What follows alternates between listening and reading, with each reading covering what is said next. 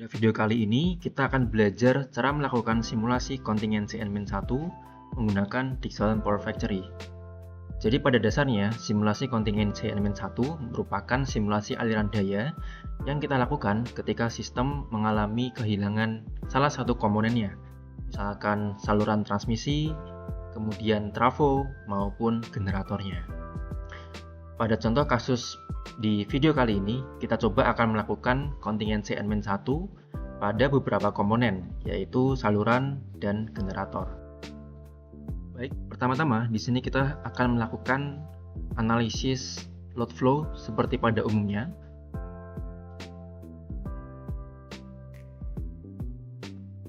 Nah, kemudian di sini akan coba saya buat visualisasi untuk tegangan dan parameter-parameter sistem yang lainnya supaya lebih tergambar ya. Untuk membuat grafik, teman-teman bisa klik di sini tombol positif. Kemudian pergi ke plot page dan execute. Di sini saya coba insert plot. Saya akan menambahkan grafik tegangan pada setiap busbar dalam bentuk bar chart atau diagram batang. Nah, di sini saya coba cari ya, manakah menu yang memiliki bar chart seperti itu. Misalkan di general, di sini teman-teman bisa melihat ada bar plot. Ini teman-teman bisa klik, kemudian di OK. Nah, kemudian akan muncul pop-up seperti ini. Di bagian X-axis elements, di sini teman-teman silakan masukkan seluruh busbar yang ada di sistem. Caranya, teman-teman klik kanan, kemudian append and row, kemudian kalian masukkan berapakah jumlah busbar yang ada di sistem ini. Misalkan 9. Dan di OK, dan di sini teman-teman diminta untuk memasukkan seluruh busbar yang ada satu persatu. Jadi di baris 1, di sini saya coba masukkan bus 1 ya. Teman-teman bisa pergi ke 9 bus system di sini. Kemudian teman-teman pilih bus 1 ya. Bus 1, kemudian ini akan saya ulangin untuk seluruh busbar.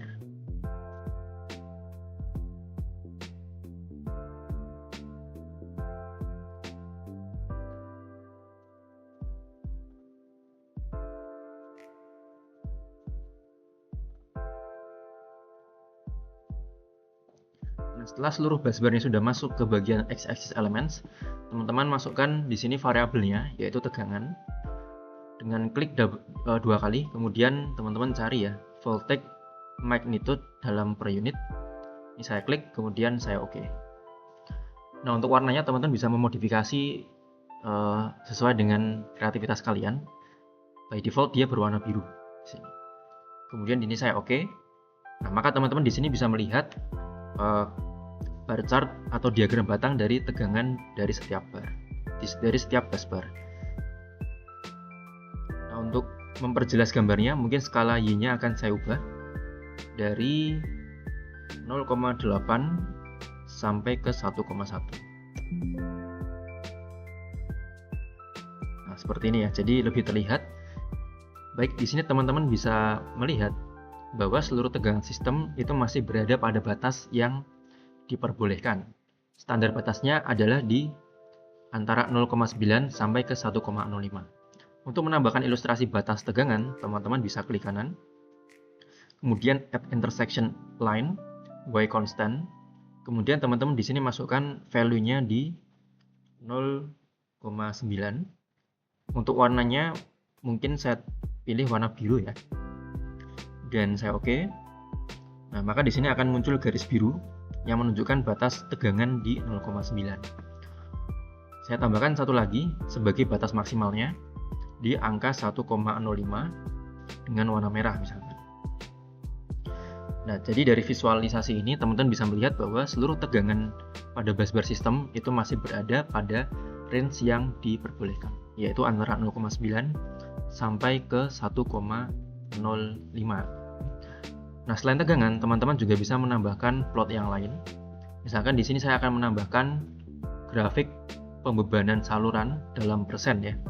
Baik, untuk menambahkan plot pembebanan saluran, teman-teman bisa pergi ke pojok kiri atas di sini insert plot.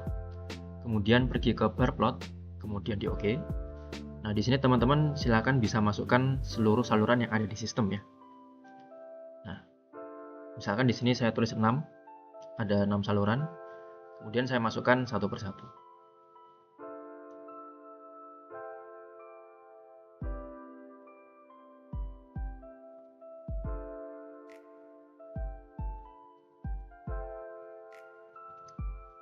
Oke, setelah semua dimasukkan, di sini variabelnya kita akan pilih ke pembebanan ya. Di sini teman-teman cari saja yang satuannya itu dalam persentase. Nah, di sini ada loading ya. Ini silahkan teman-teman klik, kemudian di OK, dan colornya bisa teman-teman ganti juga ya. Misalkan ini saya coba ganti menjadi warna oranye.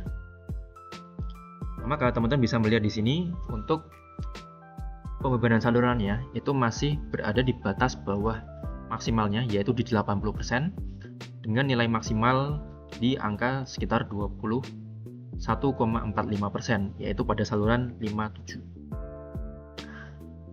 Oke, berikutnya di sini coba kita akan membuat grafik yang baru ya. Tetapi untuk generator, di sini saya coba tambahkan plot page. Untuk caranya sama ya, jadi kita insert plot, kemudian pakai bar plot juga. Di sini elemennya teman-teman masukkan seluruh generatornya yang berjumlah 3. Di sini saya masukkan seluruh generatornya.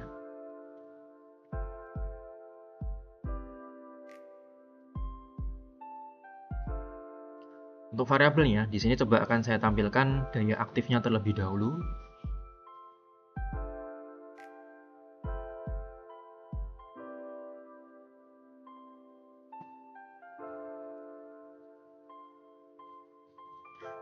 Dengan saya kasih warna merah ya, misalkan.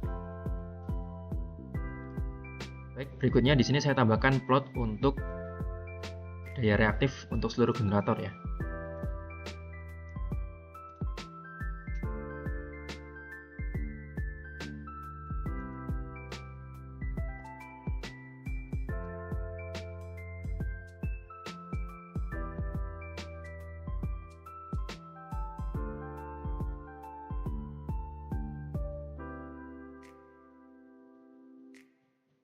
Di sini teman-teman bisa klik yang reactive power dalam megavar. Kemudian warnanya mungkin saya bedakan menjadi warna hijau. Oke, jadi seluruh grafiknya sudah teman-teman bisa melihat di sini ya. Jadi di sini kita punya grafik tegangan, grafik pembebanan saluran, dan grafik pembebanan pada generatornya. Nah, berikutnya di sini coba kita akan lakukan simulasi N-1, yaitu dengan menonaktifkan salah satu komponen pada sebuah sistem.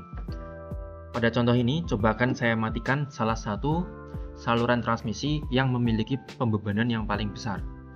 Dari plot page yang kita miliki, teman-teman bisa melihat bahwa line 57 itu yang memiliki loading paling tinggi. Untuk itu akan coba kita matikan ya, line 57 yang posisinya ada di sini. Nah, ini teman-teman tinggal double klik, kemudian klik auto service untuk mematikan komponennya. Oke. Kemudian ini coba kita load flow kembali. Nah, teman-teman bisa melihat bahwa di bus 5 yang awalnya tadi itu berwarna hijau, sekarang berwarna biru ya. Kalau di plot page teman-teman bisa melihat di sini di bus 5 itu terjadi penurunan tegangan setelah terjadi N-1 pada saluran 57. Nah, sementara itu untuk pembebanan saluran yang lain, teman-teman bisa melihat di sini mungkin tidak terlalu terlihat kalau seperti ini ya. Untuk itu teman-teman bisa klik tombol ini scale Y axis automatically. Nah, maka teman-teman bisa melihat di sini bahwa salurannya itu pembebanannya kebanyakan akan meningkat. Nah, tadi line 57 memiliki pembebanan paling tinggi yaitu di 21%.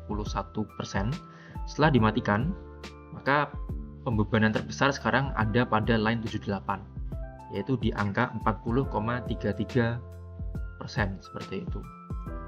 Jadi selain bus 5 mengalami penurunan tegangan, tetapi saluran-saluran yang lain itu juga ikut mengalami kenaikan pembebanan. Nah, untuk generator sendiri teman-teman nanti bisa bandingkan ya antara before dengan after. Di sini yang saya amati adalah terjadi perubahan pembebanan untuk daya reaktifnya. Misalkan pada G3 yang tadi awalnya negatif atau under excited sekarang menjadi over excited. Kemudian G1 tadi yang daya reaktifnya mungkin lebih rendah, sekarang naik menjadi lebih tinggi. Nah, seperti itu ya. Kemudian kita juga bisa melihat state sistemnya pada single line diagram. Di sini yang tadi saya tunjukkan bus 5-nya mengalami under voltage. Ini karena yang awalnya bus 5 ini terkoneksi kepada bus 7, sekarang dia terputus. Padahal bus 7 di sini itu terkoneksi langsung dengan generator. Dan kita tahu generator itu bisa menghasilkan daya reaktif dan bisa membantu meningkatkan tegangan. Jadi sekarang supply daya reaktif yang ke bus 5 itu ikut berkurang sehingga tegangannya akan cenderung lebih rendah. Baik, di sini akan saya kembalikan ke state yang awal di mana saya menghidupkan line 57. Berikutnya di sini coba akan saya lakukan contingency NMIN 1 pada komponen yang lain, yaitu pada generator yang memiliki pembebanan paling besar. Misalkan ini saya load flow untuk kondisi normal ya. Di sini teman-teman bisa melihat generator 2 itu memiliki pembebanan yang paling besar, ditunjukkan dengan warnanya yang berubah menjadi oranye, yaitu di angka 85%. Nah, di sini akan coba saya matikan sistem pembangkit G2 dengan cara memblok seluruh komponen mulai dari generator, busbar 2 dan trafonya. Kemudian saya klik kanan edit, dan di sini di bagian centang auto service ini akan saya aktifkan semuanya. Yang berarti G2 dan trafo T2 serta bus 2 itu dimatikan seperti itu. Nah, berikutnya ini akan saya load flow ya. Nah, setelah saya execute, teman-teman mungkin akan notice perubahan yang paling signifikan di mana ya, yaitu pada generator 1, di mana sekarang pembebanannya itu naik menjadi 96,4%. Apabila kita melihat grafik tegangannya, mungkin teman-teman bisa melihat bahwa tegangannya masih normal ya, masih berada pada range yang diperbolehkan. Kemudian pembebanan salurannya mungkin sedikit berubah. Nah, untuk pembebanan generatornya, teman-teman bisa melihat di sini bahwa di generator 1 ini meningkat secara signifikan, teman-teman. Nah, kenapa kok G1 ini mengalami peningkatan signifikan? Karena di single line diagram ini kita mengatur generator 1 sebagai reference machine. Nah, reference machine ini berarti bahwa generator inilah yang nanti akan mengompensasi kekurangan daya pada sistem apabila terjadi maintenance pada salah satu generatornya atau pada salah satu komponen yang lainnya. Jadi sangat logis bahwa generator 1 ini akan mengalami peningkatan pembebanan yang sebenarnya masih di bawah batas maksimalnya ya, yaitu di 100%. Baik, itu mungkin teman-teman tutorial singkat untuk analisis contingency NMIN 1 yang telah saya sampaikan ya. Silakan teman-teman nanti mencoba sesuai dengan video ini, dan apabila ada pertanyaan silakan bisa bertanya langsung atau tuliskan pada komentar. Baik, terima kasih teman-teman atas waktu dan perhatiannya. Kita jumpa lagi pada video tutorial yang berikutnya.